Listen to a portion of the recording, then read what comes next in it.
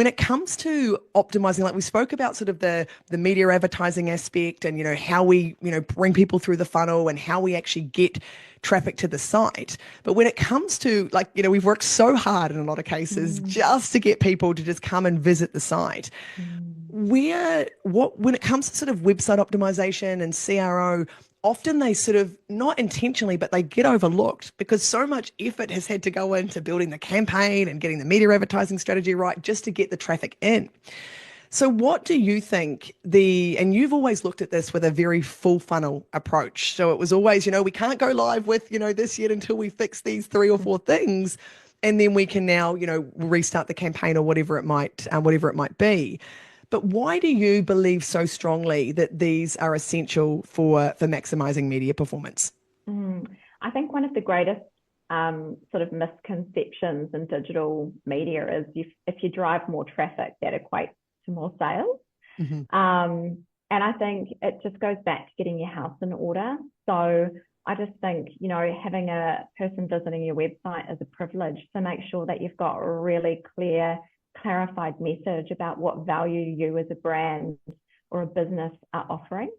And I think, again, in the spirit of ongoing optimization and continual incremental growth, I think just having a test and learn mindset, which not only applies to your page digital efforts, but also applies to your website, is absolutely critical, right? So just using CRO platforms to really test and learn different copy treatments, different imagery, different call to action buttons. I think, there's so much that potentially is being left on the table because we're not looking at our own assets and thinking, great, how can we level these up? And, my experience is simple UX changes can have a dramatic effect on sales and lead performance and bounce rate. So yeah, just get the basics right. Just improve elements like load speed. Think about your user flows, your customer journeys. Really work hard to get the right content at the right stage of the funnel. And you really, with all that combined, you increase your chance of converting that web visit into an action. Absolutely. And that I couldn't agree more because I often, anytime I'm looking at, call it sales funnels or sales processes, and you go your impression to click to lead to, booking to then client, there is a step in every single process where you've got an opportunity for someone to drop out, like literally just leave the funnel. And Mm, when you look at that in a linear basis and you can see, okay, we've had 1 million impressions here, but we've only had 100 sales here, it can be quite confronting because it's like, hang on a second, that's a lot of investment going into that top end to not draw through.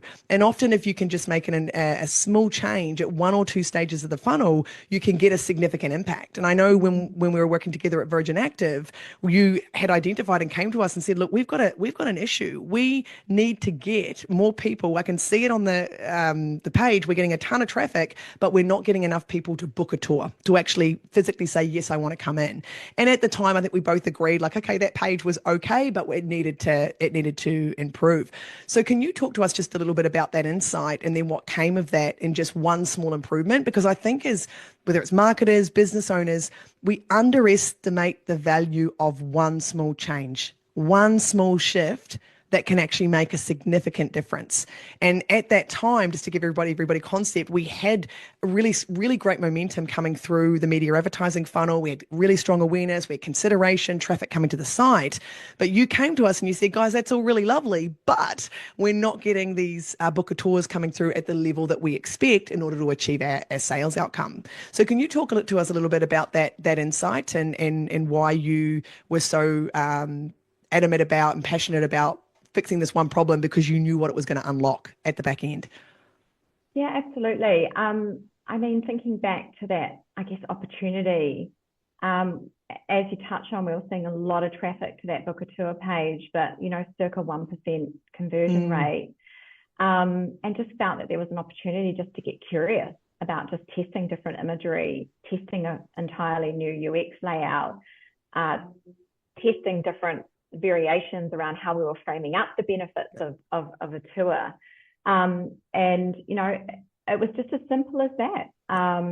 And yeah, I think from memory, the conversion rate was incredible. So we Yeah. released the brand new page, and I think we tripled the conversion rate. So Hmm. yeah, just those brilliant basics. And I think just getting curious. And often we go into these processes not really knowing what the solution is, but we damn right know what the problem is, right?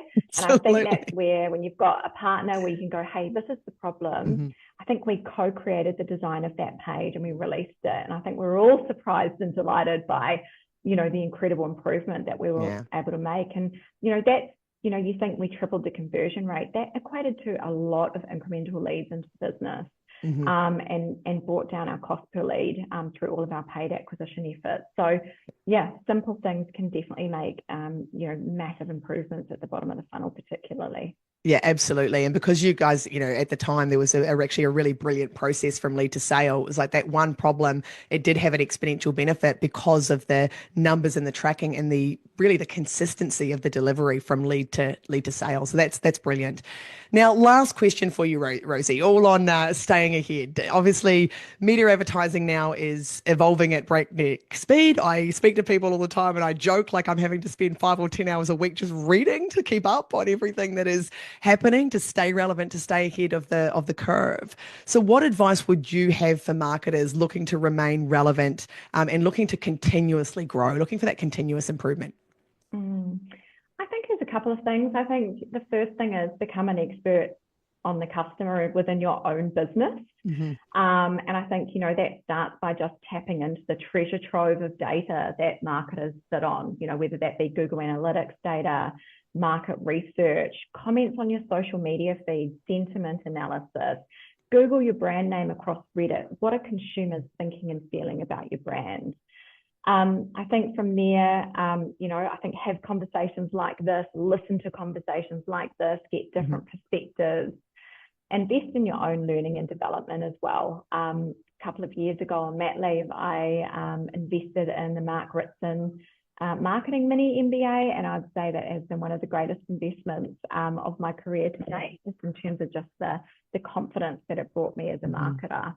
And I guess the third thing for me is ask for feedback. So, go to those trusted people in your ecosystem who know you, who work with you, and ask them for how you're showing up. Are there opportunities for improvement? And I personally find that question really confronting, and I get really nervous about opening the doorway. But when I have done it, the feedback that has been given to me has been absolute gold dust, and I'm incredibly grateful Yeah. for the moment where I'm able to just get other people's perspective on how I'm going, and sort of opportunities for me to improve the way that I'm showing up in my business and as a marketer and as a leader.